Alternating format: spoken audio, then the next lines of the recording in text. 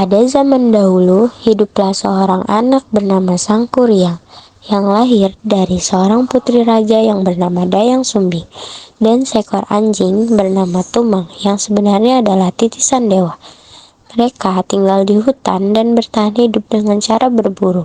Di suatu hari, Dayang Sumbi ingin sekali memakan jantung rusa. Disuruhnya Sang Kuryang untuk berburu di hutan dengan si Tumang.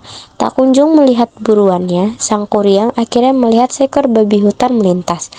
Babi itu adalah kenalannya Tumang yang bernama Wahyuang. Sang Kuryang pun langsung membidiknya, namun Wahyuang pun berlari dan bersembunyi dengan gesit. Sang Kuryang lantas menyuruh Tumang untuk mengejarnya.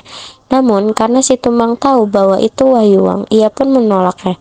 Sang Kuryang pun marah dan menakut-nakuti Tumang dengan anak panahnya. Namun tak sengaja anak panah itu langsung menghujam tubuh Tumang.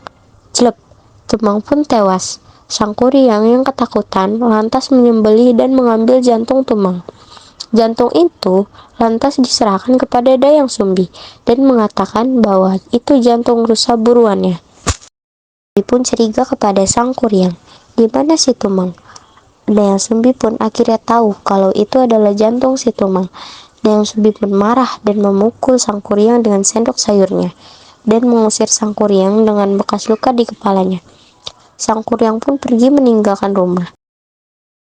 Sumbi pun menyesal mengusir Sang Kuryang. Ia pun berdoa kepada dewa agar suatu saat nanti mereka bisa dipertemukan kembali. Beberapa tahun kemudian, saat Sang Kuryang sudah tumbuh menjadi seorang yang gagah dan tampan, ia pun bertemu dengan Dayang Sumbi. Dayang Sumbi tetap terlihat cantik dan awet muda. Keduanya tak menyadari satu sama lain dan jatuh cinta. Saat Sang Kuryang duduk di pangkuan Dayang Sumbi melihat bekas luka yang tak asing baginya. Itu adalah Sang Kuryang. Dayang Sumbi pun panik, berusaha menghindari terjadinya pernikahan di antara mereka. Dayang Sumbi pun memberikan syarat yang mustahil dilakukan kepada Sang Kuryang, yaitu membuatkan danau lengkap dengan perahunya dalam waktu 1 malam. Sang Kuryang pun menyetujuinya.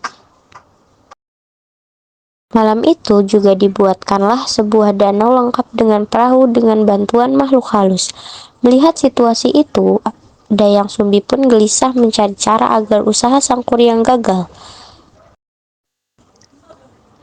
Dayang Sumbi pun membentangkan kain-kain tenunnya di arah timur. Kain-kain itu bercahaya dan membuat makhluk-makhluk halus itu ketakutan.